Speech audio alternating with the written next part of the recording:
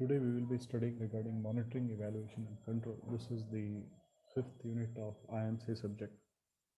So we will have a basic study about what is monitoring, evaluation and control system.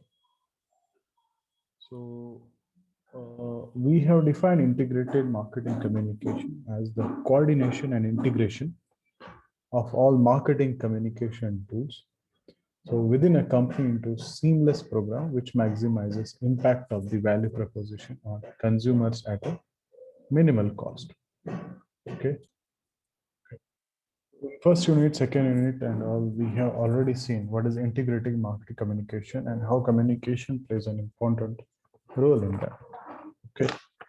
The program which we design, how it impacts, what are the different types of advertising we use, and how communication program and what is the communication process and all that. But most of all that we have to check the how it is performing. We have to measure it and we have to evaluate and we have to control it also. Okay. So we have talked about different objectives might have while communicating with our consumer. That is all communication objectives which we are deciding, and even advertising objective we have to set it before itself. Okay, and we have to all first list out what objective we are having. Then we can move on to the what communication we are going for. So we different objective might have while communicating with our consumers and how we should be tailoring our communications according to these objectives with the different objective. So in a typical marketing communication campaign, we have some specific question that help us while preparing our campaign. Okay, so first of all, the whom do we address our communication? That is the target audience. What is the objective of the communication? Whether brand awareness, increase sales, increase conversion rate, or you'd like to go for a market share? What exactly? What are the specific points to be communicated? And which vehicle should be used to convey our message? That is the medium we are going to use. And what is the budget we need to allocate for our campaign, which we are going to do? That is, we have seen the advertising budget also. So how will be the impact of our communications campaign? So these all questions always come, okay, whenever we are planning for any campaign. So before we start any marketing communication campaign, we need to establish objectives that we have seen and who are our targets and what standard, and we have to set some standards for it. So any progress is coming, so we can check with the standards which are fixed. Okay, so whatever targets we have fixed, okay, we can monitor that. Okay, once the campaign is going on and after the campaign we can check how much impact it has been done. Okay, we can check the standards and again we can modify. If we monitor it, then we can evaluate it. After evaluation we can control, we can come up with the different strategies also. Continued monitoring of performance against predetermined targets is essential in achieving effective and efficient integrated marketing communications. So monitoring plays an important role. So any aspect of any management process is required with the monitoring. So without monitoring, nothing can be changed or you can analyze it. So for these all, monitoring is always required. So to achieve the effectiveness of your program and to have be efficient, especially in the integrated marketing communication, you need to go for monitoring process. If you look at the example, if an objective is to increase brand awareness by 10% by the 31st March 2020, so here we can examine after the dates to see whether the target has been met or not. So we can monitor it. Because awareness is observable in the normal course of business activities, we may use a survey as an assessment tool to conduct our research. So here the means we choose to evaluate the of our communication is very important. It plays an important role and very critical role also. So any thing we have decided that is set by the advertising objectives or communication objectives, so that can be evaluated once we have done it.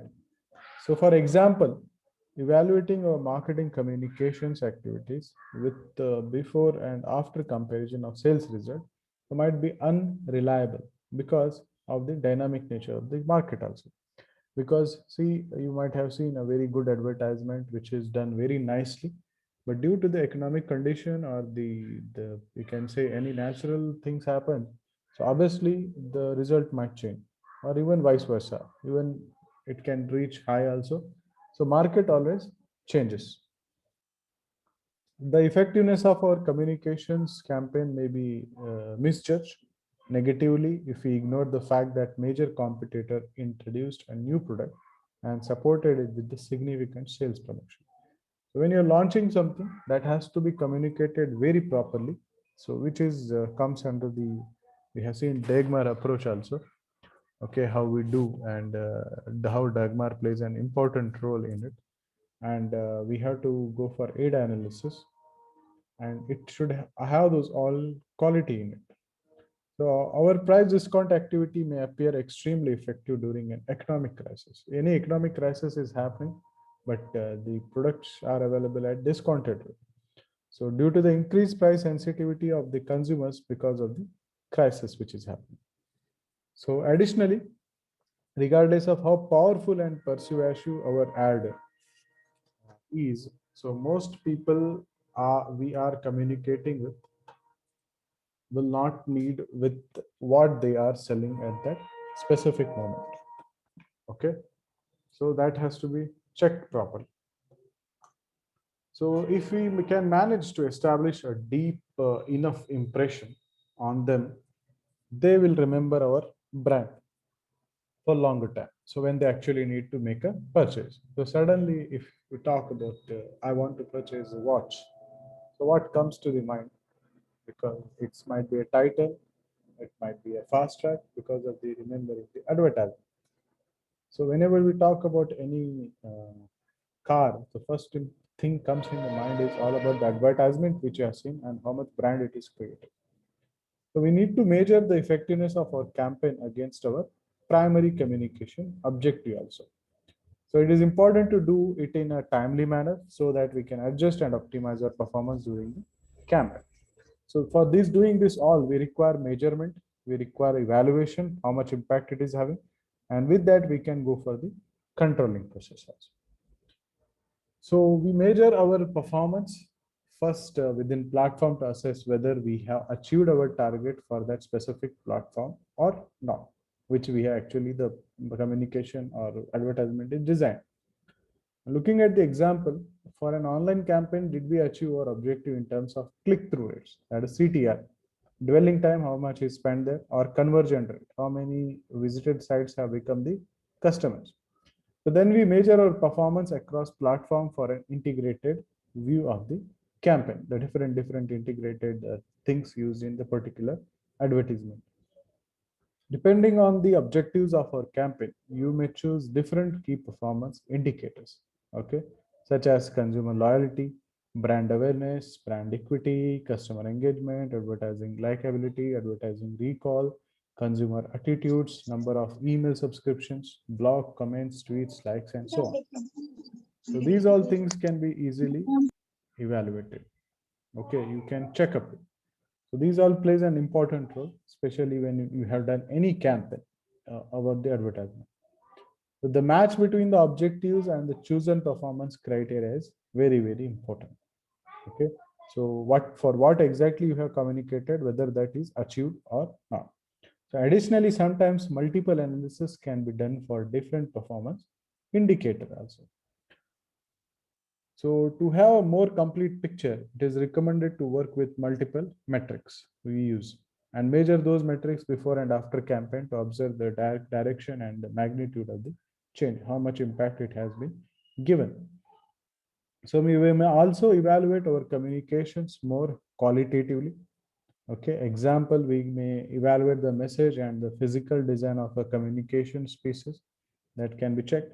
Assessment of the physical design involves evaluation of the cognitive and affective elements, executional frameworks, and advertising appeals used to communicate. The message evaluation can be done at any stage of the development process. So this is all about the assessment. So, and attempt to measure the quality and the impact of an advertisement or promotion also. So whenever we communicate something, that has to evaluate it. So at the different stage, we give the different messages to the consumers. So those can be evaluated in different time periods also. One way to evaluate the message is copy testing. So this technique is used to assess consumer evaluation when the marketing piece is finished. Okay, so or in its final stage of the development prior to the production of any message.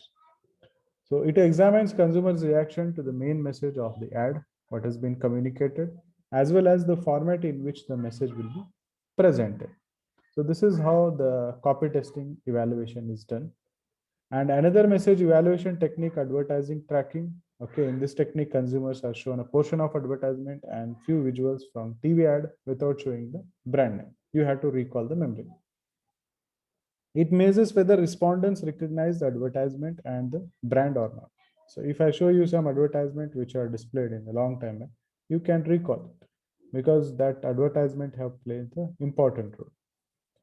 So if even I can remind you some example, if I say Thanda matlab Coca-Cola, so obviously Amir Khan comes in your mind. Taste the thunder. So obviously Salman Khan will come to your mind because you remember that ad. Okay, if I say Saundarya Sabu Nirma, so that actress will come to your mind. So this is how the brand recall can be tested, evaluation. These techniques allow us to likability, unaided and aided brand advertisement, and even message recall. So recent technology provides us some new tools to measure our communication materials. If you look at example, eye tracking is a powerful tool to objectively measure consumers' attention and spontaneous response to marketing messages that we have seen in our even integrate, sorry, not it, e-marketing, e-marketing, digital and social media marketing. So how actually consumer pay attention to the what they see, which size they see, that we have seen in our PPT also. So it allows us to understand how the visual information of an ad is acquired by consumers, that is eye catching.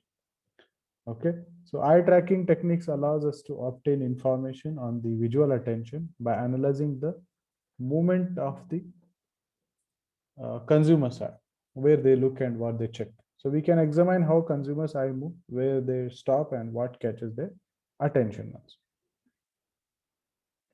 If you look at example, it may show that in an ad with a model, especially lady model, not male model, 75% of the consumers look at the model's face, but only 12% look at the brand's. So this is the reason, okay, why models are used in the advertisement. So knowing how consumers examine an advertisement help us to optimize the design of our eye tracking studies, what exactly we look and where attention is drawn. Use a video camera or a sensor to pick up light reflected from the eye, extract information on eye rotation and judge how the gaze falls on the stimuli. Okay, that they evaluate with that particular sensing method. This technique also allows us to see the sequence of observation of the message by consumers. Cognitive neuroscience is a brain measurement process that tracks brain activity. It allows to observe how the brain is sociology, physiologically affected by advertising and marketing. In this technique, it unveils subconscious biases of consumers which could not be figured out by self-report studies. So neuromarketing is the application of neuroscientific methods to analyze and understand human behavior in relation to marketing information. So this is a technology which is the newly come up. So they understand how your brain works. It helps understand the which products and aspects of marketing offer or a communication material are more preferred. So color, the 50%, 50% plus 25% flat discount. So these are all eye-catching things, especially model, the ethnic type, what exactly the color attracts you. And that also indicated when consumers merely focus on a logo or an attractive woman in the commercial. So it identifies positive and negative emotions and the intensity of the emotions, the amount of neurons firing on whenever you're looking for advertisement. So in this technique unveils the subconscious biases of consumers which could not be figured out by self-report studies. Okay, so those can be only checked with these type of tests. So neuromarketing is the application of neuroscientific method to analyze and understand human behavior in relation to the marketing information. So it helps us understand which products and aspect of marketing offer a communication material are more preferred. So you see every day different advertisement strategy, and what catches you, you know the best, because that is all about the mind work. So that is neuromarketing. It also indicate when a consumer merely focus on logo or an attract women. Sorry, this has been already seen. Okay, so we see that many tools are at our disposal at every stage of integrated marketing communication campaigns that is done by the IMC team, marketing team. So we need to make sure that the tools, the metrics we choose assist our campaigns are relevant to our predetermined objectives and the characteristics of our campaign which we are going for. And the next part is that is third, that is controlling part. So controlling is the process of monitoring, comparing and correcting work performance which we are doing. So here the first is the monitoring, and second one is the comparing, and third one is the correcting aspect. Now how we do it? In second one, the control is the only way which can review whether organizational goals are being met, and if not, the reason why in the second process. And third process, setting standards for performance to which the result can be seen or checked. So the standard should be set in a manner that allows them to be compared with actual performance of the organization. So measuring actual performance, it is what to measure, when to measure, and how frequently to measure. That is depends on the organization. So comparing actual performance with the standards, that gives us results whether we are going as per our objectives met or not, or else we can change them. This step involves determining if actual performance compared to standards falls within acceptable limits. So here responding to deviations. So if the deviation from performance is unacceptable, then corrective action is to be warranted. So this process already you have studied in your principles of management also, and how the controlling part in the management works. So if the deviation is acceptable, so no correction action is necessary, let it go on. So now the last thing is the steps for monitoring, evaluating, and controlling an EMC program. First, know your program which you are going to. Choose your indicators, which act as an indicator and show you results. Define how your indicator will be measured, that is the metrics, on what basis you are going to measure your indicators, which you have decided. Find or create the tools to measure the indicators. So there are technical tools, or there are different tools that can be checked, which we have seen, and we will see some other also, how we evaluate the advertisement and all in next classes. Define responsibility, data flow, and data management, how it has, who has to do what, and how the data is going to flow, and what data management is being done. Put everything into the plan template. Okay, you have to create a template and you have to prepare it, and how the performance goes, and how you monitor it, and how you evaluate, and how the controlling is done, especially with respect to the integrated marketing communication program.